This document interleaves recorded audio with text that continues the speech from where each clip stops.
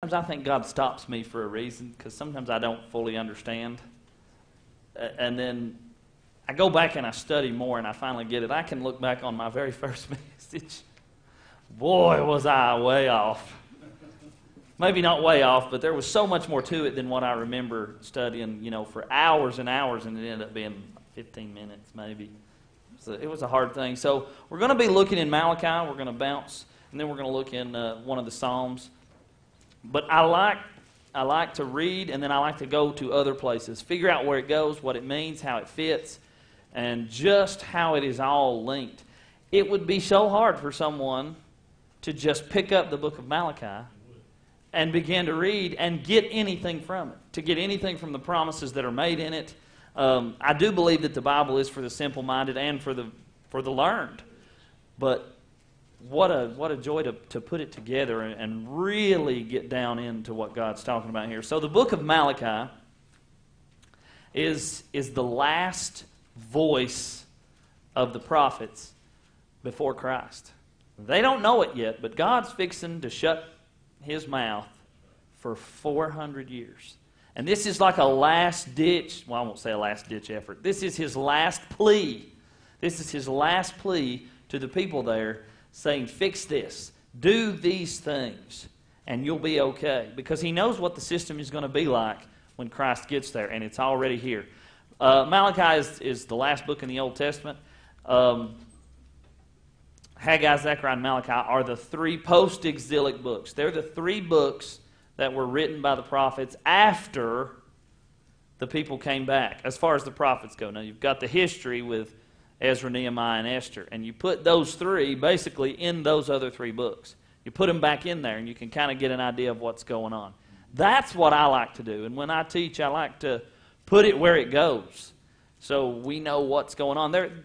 People have messages for the times. Jeremiah had a message for his time, but if we don't know what the characteristics of that time were, it doesn't make sense. So you got to put him back into the kings and everywhere that the kings that were reigning and ruling in those days, just like Isaiah. All these prophets, they fit somewhere in the narrative of the Bible. They're just not random or thrown out there or meant to confuse you. God wants you to understand what His Word is. So this book, there's not an exact date, I would say, for the writing. Without boring you too much, they can go back and look at certain words, how they're translated and everything. I think the Persian word for governor in this book, or the word is the Persian word for governor, so they can kind of tell about where. But anywhere between 450 and 400 years before Christ, somewhere in there, He is preaching. He is rebuking the people of Israel for the way they're living. Now, if you read just two books back in Haggai, you see a great revival that has come over the people. They were there building the temple, and they kind of quit. They decided they wanted to decorate their own houses before they, dealt with God's house, and God got on them through the preaching, and they turned like that. In very few days, things were getting done, and the temple was rebuilt. But now we're about 100 years past that or so, and I guess spiritual fatigue has set in. And I think spiritual fatigue can set in us, where we just say, what's the point? Why keep going? Why keep doing this? And that is the message that God is sending here, is you have to keep doing it. Don't get that attitude. This is all about an attitude of a believer, this message. It's all about how we think, how we talk, how we view world events, how we view the events in the church. And the point of it is, it's all done in light of Christ's return. We're looking at the second coming. We're looking at the rapture of the church and the second coming. They were looking at the first coming, but the message is the same. How do you live in light of Christ's coming? Well, first you've got to recognize that He is coming and be ready. He could come right now. What's on your heart? What's on your mind? That's what God is trying to get across to these people. What are your actions? What are you doing? So what I've titled this is Find Me Faithful. Because when He comes, would it not be honor an honor for God to say, I found you faithful at the time of my arrival. I found you faithful. I found you. Linda Randall has a song out there called, I can't remember the name of it, but it says, I pray that when he comes, there's no big change. He doesn't have to change me very much. I'm growing and getting closer to him all the time. And that's the way we need to be. When he comes, will he find us faithful? Or, if we die in Christ, and when we're resurrected at the rapture of the church, will he say, you were faithful in all that you did till the end? It's how you walk the miles. It's how you finish. And you start that finish today. You can start today. So, in the book of Malachi, I'm not going to go through, I'm not going to read all these verses, but there are 7 questions in the book. Can you imagine 7? I mean, must just be a coincidence, right? 7 questions. 7 things God is trying to make sure these people have correct by the time Christ comes on the scene. You'll see that he does prophesy about John the Baptist coming, and he talks about what John the Baptist will do, and he'll point his finger in their face, that are the priests that are still doing the same things that are in this book, and call them a generation of vipers. He was not afraid, but ultimately it was a failure on the part of Israel. They were still doing the same things 400 years later when Christ does come on the scene. So the first one, I'm just going to read through the list first, and then we're going to talk about each one, and I'm going to bust them out of order and kind of categorize them just a little bit. In what way have you loved us? Ooh. Can you imagine asking God that? In what way have you loved us? Arrogantly. This wasn't a prayer. This was arrogance. What way have you loved us? Are you kidding? In what way have we despised your name? In what way have we defiled you? In what way have we wearied him? They're asking Malachi. In what way shall we return? In what way have we robbed you? And in what way have we spoken against you? So these can be categorized and broken down. That's why we'll kind of bounce just a little bit back and forth to a few of these verses. But for God to find us faithful. Are you faithful in anything? I mean, you got to be faithful in the small things. I used to tell Ben and all of them when they were up there, just do the right thing. Do the right thing. You can't go wrong by doing what's right, can you? Some of you can. No. You can't go wrong by doing what is right in God's eyes. It may be wrong in the eyes of man, but who cares? Tom says it all the time. They may laugh at you, make fun of you, throw you in jail. Duh. They crucified Christ for doing the right thing and doing nothing wrong. So what I have done is broken this up into 3 things. Find me faithful in what I have, in what you have blessed me with, what you have given me materially. Because there is a material aspect to this life, physical aspect, and a spiritual aspect, a spiritual side to this life, a supernatural side to this life. If you deny the supernatural, I feel sorry for you. Why pray if you deny the supernatural? God split the Red Sea. You know, a virgin conceived and had a son, yet we don't think God can handle something that we ask him, and we try to do it ourselves. So the first one is the question we deal with is, how have we robbed God? How have we robbed God? And this has to do with your physical blessings, your material things that God's given you. So in verse 3, starting in verse, where are we at? That's the only one I didn't write the verse down. The only one. Oh, verse 7. Verse 8. Will a man rob God? Chapter 3, verse 8 of Malachi. Will a man rob God?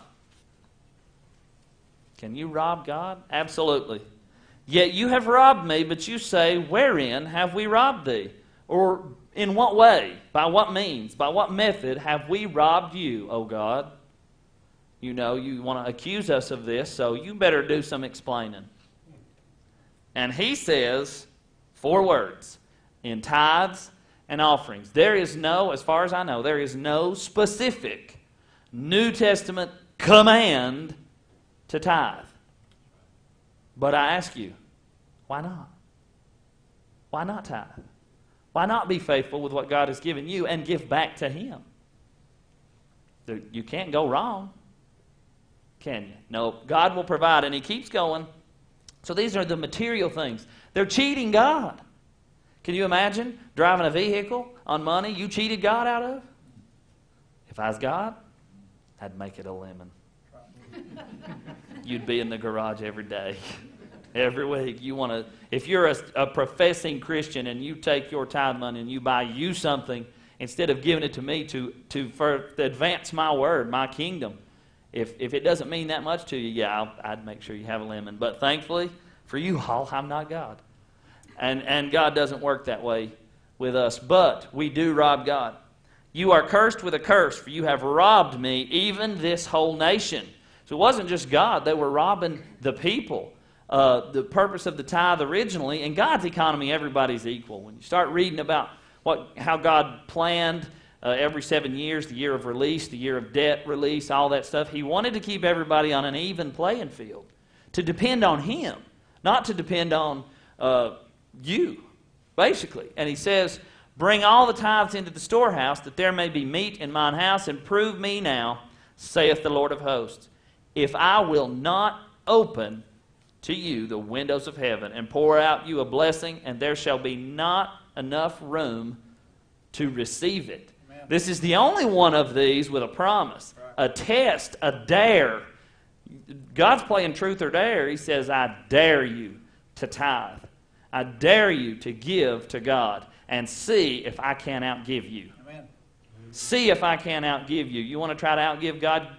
Go right ahead. God will outgive you, and He will give and give and give. Maybe not in ways that we always want or expect, but He will provide. It is biblical. It is what He promised. And I know this is Old Testament and speaking to the Jewish people, but the principle is still there. God knows how to give what you need. Keep on, and He says, and will I not rebuke the devourer for your sakes? Whatever would be out there to devour your finances, God somehow supernaturally just kind of holds it back. He may allow, He may make you may have the best car ever, and He may never have to go to the garage other than, regular maintenance or things. He may give you health where you don't have to spend so much money on that. I don't know what He would do. That's like I said, I'm not God. I can't decide. But I know somehow, supernaturally, He will hold back what seeks to devour what you have been faithful to Him with. Of course the devil wants to devour it. But God says, no, I will hold it. So we've got to be faithful. Will He find you faithful in what He's given you? In your home. This is not just about money. This is about money. Time. Will He find you faithful in the time He has given you? Will He find you faithful in the jobs He has given you? Everything material that He has given you, we owe to Him. Everything. And will He find us faithful in everything that we do? It would just be, I look at it this way.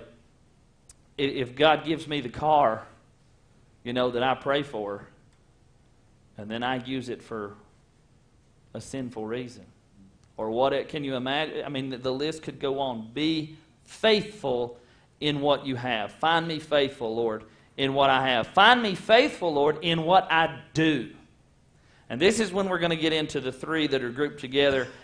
Despise, defiled, and return. Find me faithful in what I do, in what I am doing. And it starts in chapter 1, verse 7 and 8. We'll actually go with 6. We'll start with 6. A son honoreth his father, and a servant his master. If then I be a father, where is my honor? And if I be a master, where is my fear, saith the Lord of hosts unto you, O priests that despise my name? You offer polluted bread upon mine altar, and you say, wherein have we polluted thee? In that you say, the table of the Lord is contemptible. If you offer the blind sacrifice, is it not evil? It doesn't switch verses. It just goes to the next page. Offer it now unto thy governor. Will he be pleased with thee, or accept thy person, saith the Lord of hosts? This is one of those things that, we as humans somehow think that if it's not seen, nobody will ever know. Right? Nobody will ever know nobody will ever know our thoughts that's not seen. Nobody will ever know our actions that we do when we're alone. That's not seen. Nobody will ever know. Would you do it in front of your father, your mother, your boss, your master, your governor, your president? The things that these people were doing, they would not do in the eyes and in the open. They did it when they thought no one was watching. They thought things, they watched things, they listened to things, they did all kinds of things that they weren't supposed to do. Or they halfway did what they were supposed to do.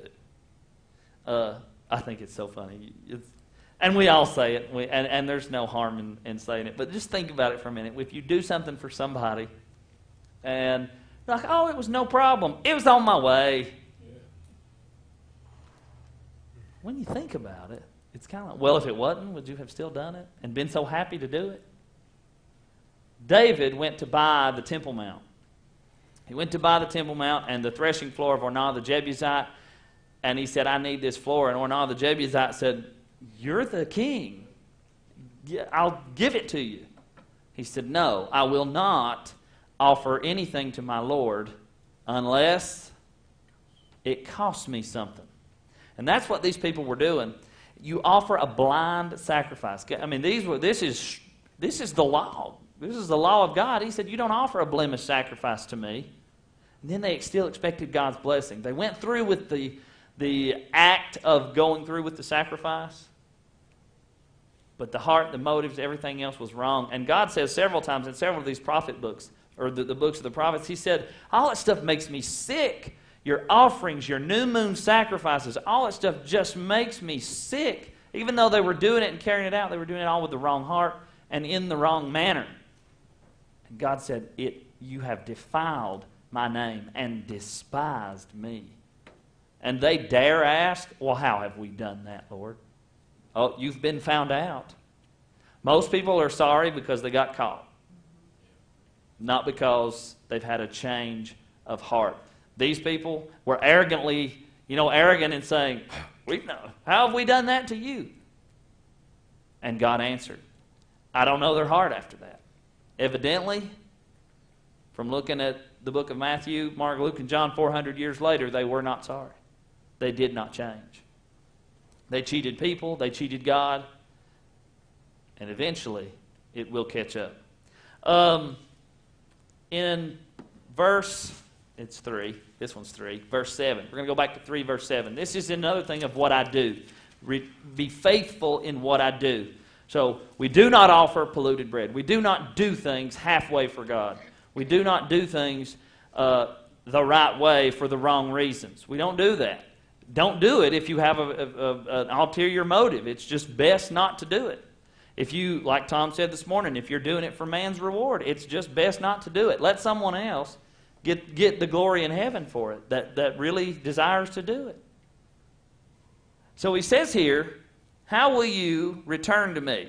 Even from the days of your youth, verse 7, ye are gone away from mine ordinances, or of your fathers, not your youth, and have not kept them. Return unto me, and I will return unto you, saith the Lord of hosts.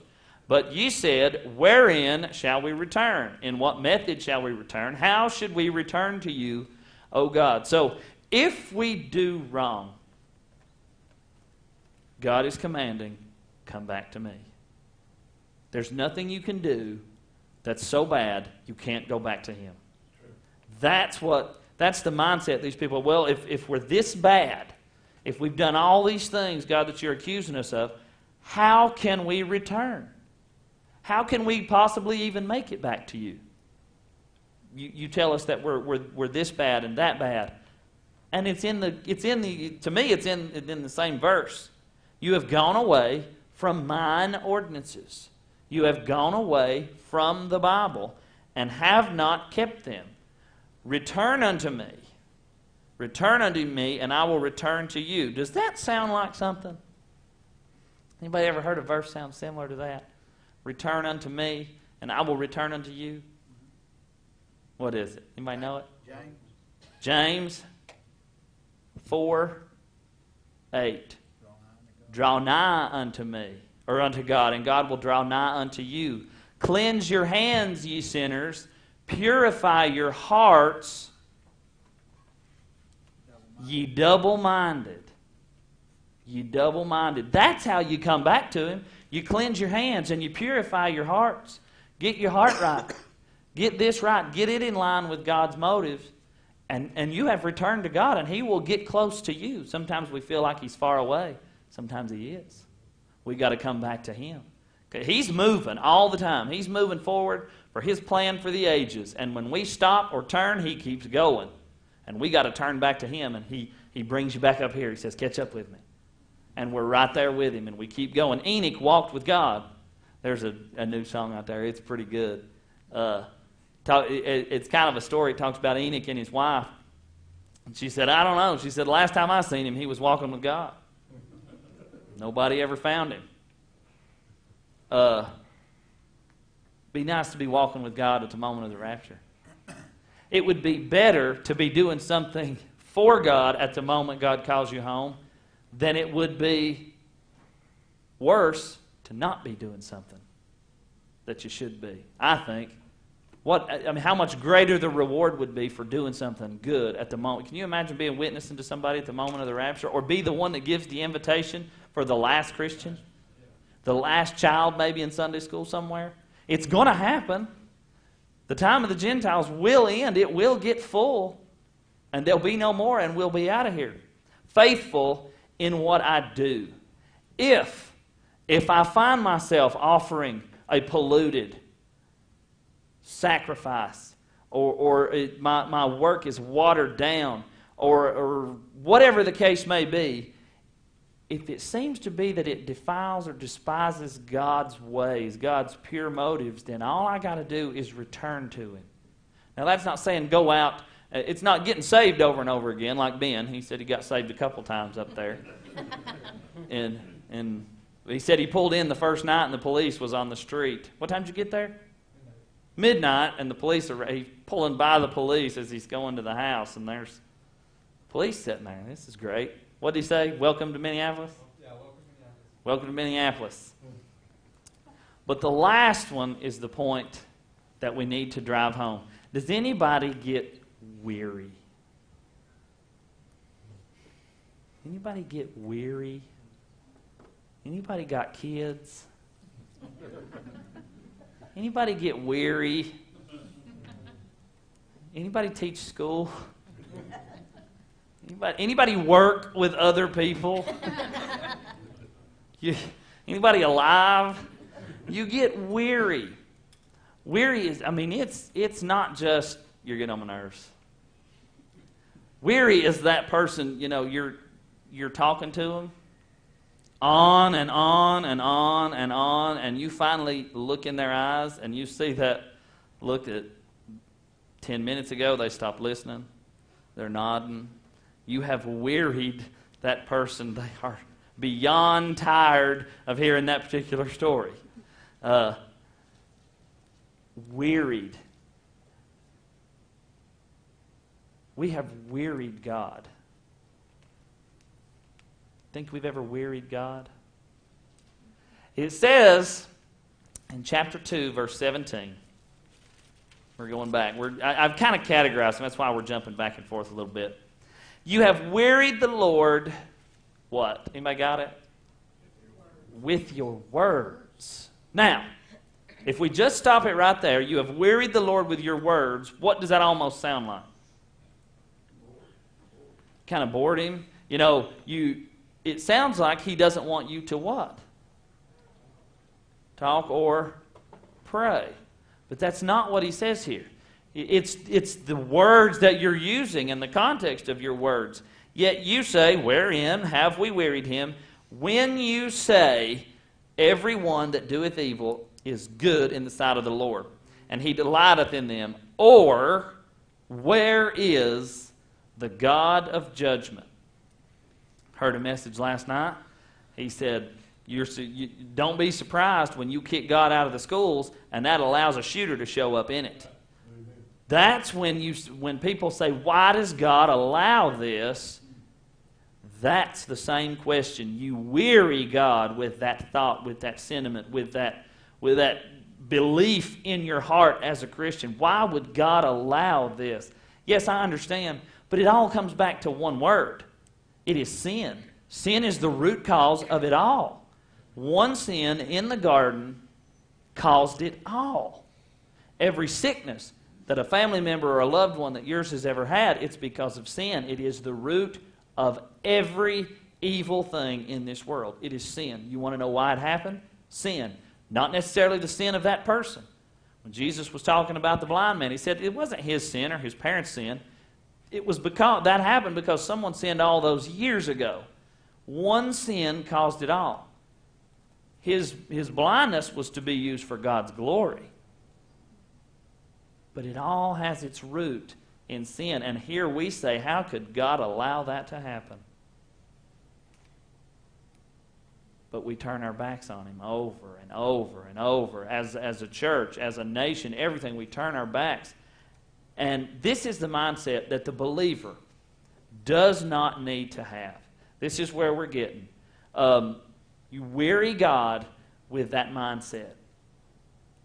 And I'll tell you why that's wrong here in just a few minutes. But we're going to go one step further. In 3:13, turn and look there. It's another question. He says, your words have been stout against me. What does stout mean? Strong? Harsh. In this context, you could even say arrogant. Against me, saith the Lord. Yet we say, what have we spoken so much against thee? You have said in your heart, and it has flowed out your mouth, it is vain to serve God, and what profit is it? That we have kept His ordinance, and that we have walked mournfully before the Lord of hosts. And now we call the proud happy. Yeah, that they that work wickedness are set up, and they that tempt God are even delivered. When we have that mindset, yes, it is easy to get wearied and discouraged at the world when you see all these people coming against the church. I wouldn't be a baker now to save my life. I would not bake a cake as a business because it just on and on and on and on, and they just keep coming. And we say, why is the wicked prospering? But what do we have to remember in that? When we say, why is the wicked prospering? What does God say about all that? Yeah, it is. But He says, vengeance is mine. Vengeance is mine. And He says, what we get into here, I'll even go back to Psalm 72. If you want to turn to Psalm 72, I'm not going to read the whole thing. Psalm 72 is a psalm of Asaph. And he's talking about, it's 73. 73. He's talking about this same thing, the wicked prospering, those that do evil doing well in this life, and those that do righteous seem to be so down and unhappy and lowly and in bad positions. But those that are doing great, they're making it. You can pick any verse. Verse 12, look, it says, behold, these are the ungodly who prosper in the world. They increase in riches. He's saying, God, why is this happening? What is the purpose of all this? For all the day long I have been plagued and chastened every morning. You could go on and on and on, this whole thing. But he gets to a certain point in verse 17. You may want to read verse 17.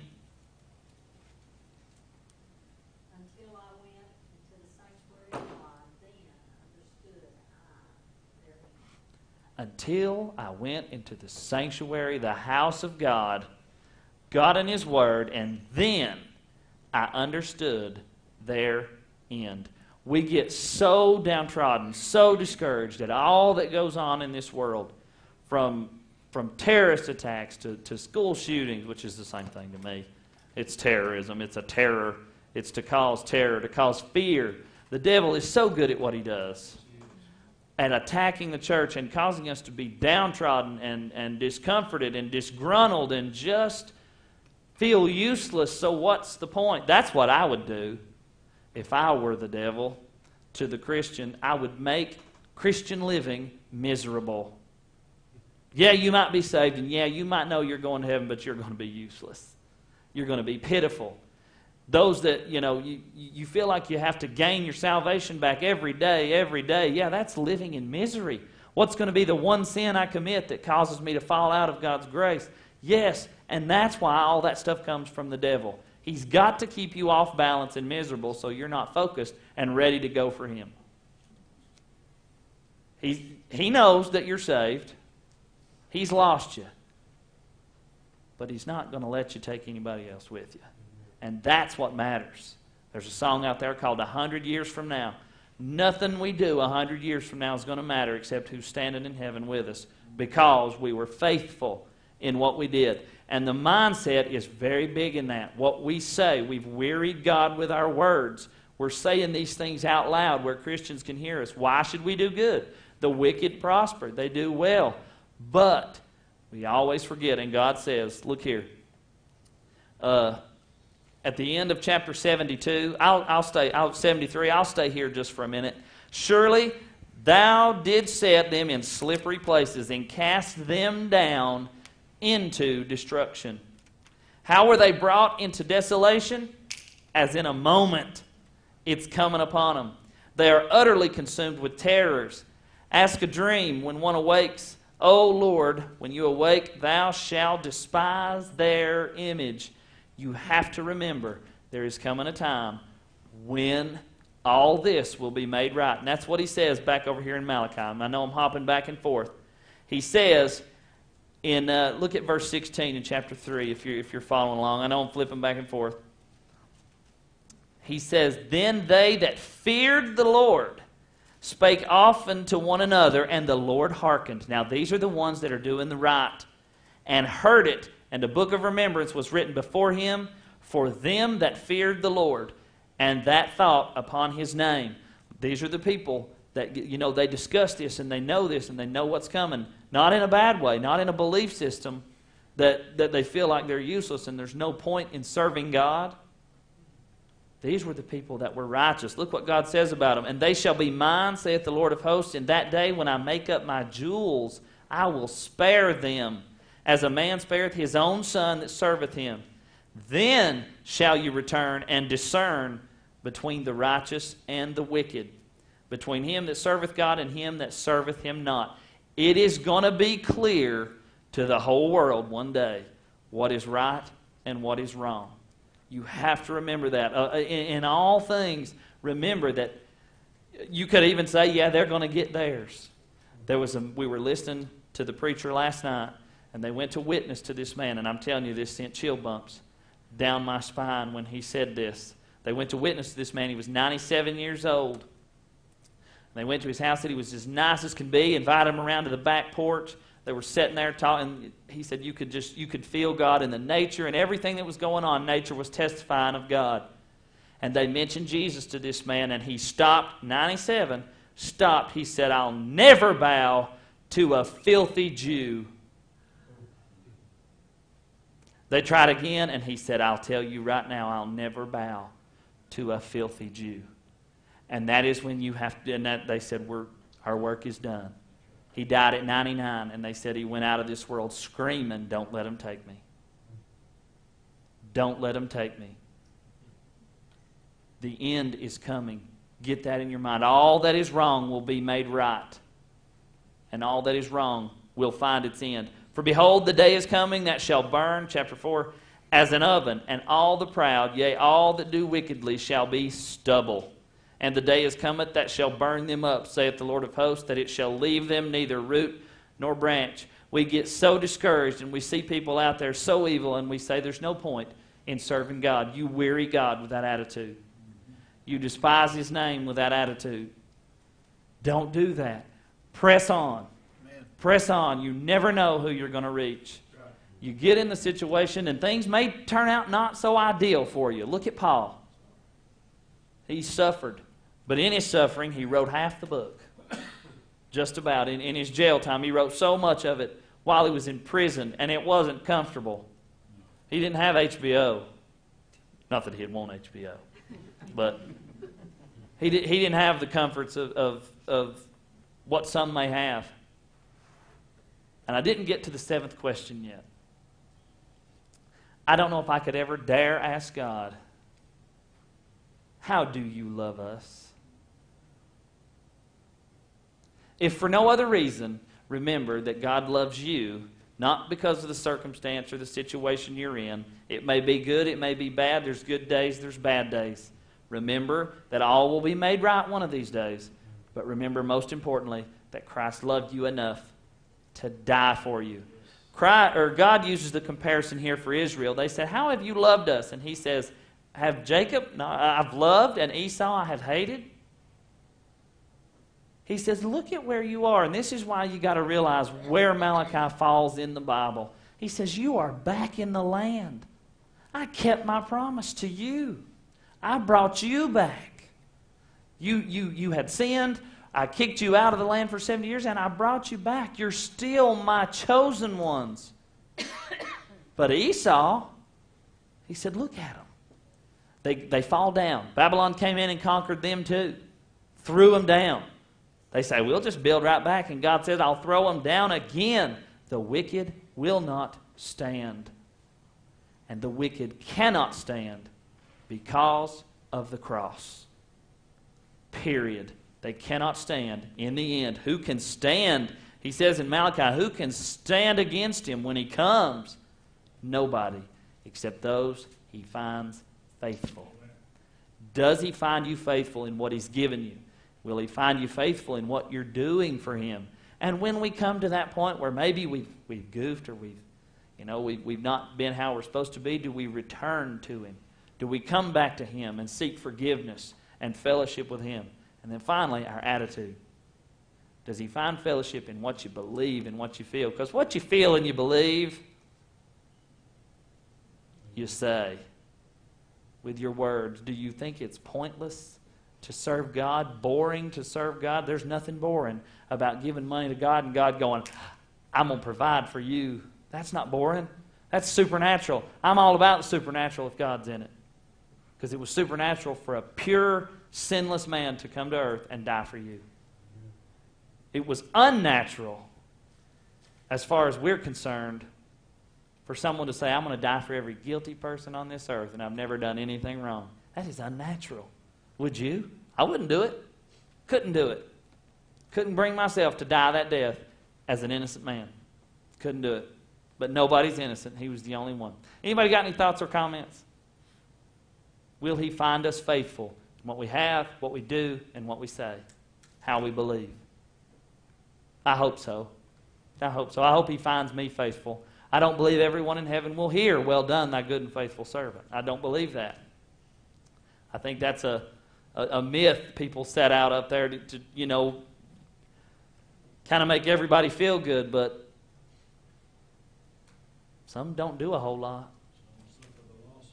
Suffer the loss. They'll be there, but as if by fire. In the words of the 3 little pigs, by the hair of your chinny chin chin, so to speak. Just got there. There will be people that enjoy so much more because they did. They were faithful in everything, in every way, and tried to be. Anybody got anything? I heard a Sunday school superintendent say that he would be happy just to get there. That's all just to get there. I'd be happy just to get there. And I thought to myself, man, you're missing so much, But that's the way people justify it. I'm going. That's good enough for me. You hear that all the time in sports. They're just happy to be there. When they're at the big stage or the big games or whatever, they're just happy to be there. And some people will just be happy just to get in. But man, well done. Can you imagine the Creator of everything saying, well done to you? It won't be a group conversation. It will be one-on-one. Well done. You were faithful in what I've given you. You were faithful with a little. Here's more. Here's much, much, much more. All right. Anybody else got anything? I know God has chastised me lately. There are some situations and some people that have done evil against me and people I love. And like you said, it's the human nature to want vengeance, to want them to get their comeuppance. And God just told me, He said, you're wrong. He said, you pray for them. That's right. And then you heap coals of fire upon their heads. And deep down, do we want anybody really to experience God's judgment? No. Not deep down. So He's challenged me to pray for them. And that's what I've been doing. And it makes me feel better. It honestly does. I was surprised. Imagine that, being surprised that God was right. Happens all the time, doesn't it? Yeah. He's like mamas. Mamas always know. Mamas are always right. Anybody else got anything? All right, Benjamin, I'm going to have you close us out, brother. Father in heaven, thank you so much for your word. Thank you for Malachi, and thank you, Father, for what you laid upon his heart. And thank you for the message. Thank you for the message days ago. And Father, thank you that we can apply really the lessons in your word to our individual lives, and even to really to nations around us, to our own nation. Father, I ask that we will be faithful in what we do, in what we say, and in what we're given. Father, grant us strength to be faithful, even in the small things. Help us to be faithful, so that we can be faithful in something larger. And Father, please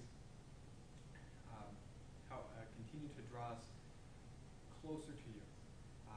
Help us to thirst for righteousness. Help us to have that desire, and help us to be a witness, and just continue to work through us.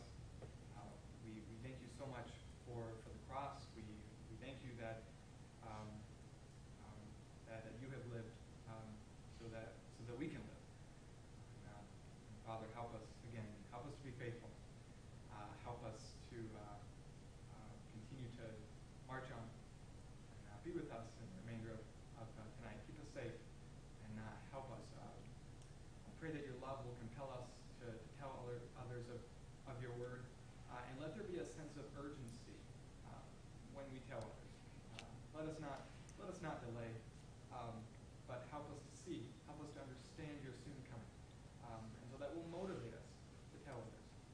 And Father, thank you so much again for your love, which compels us. And in everything that we do, I pray that we will have pure motives, and I pray that we will always evaluate ourselves each and every day, making sure that our motives are pure and holy. Thank you, Father, for your goodness and for your righteousness, and for your mercy and your grace. You are our God, and we serve you, and you only. Thank you, Father. Glorify you. In Jesus' name we pray.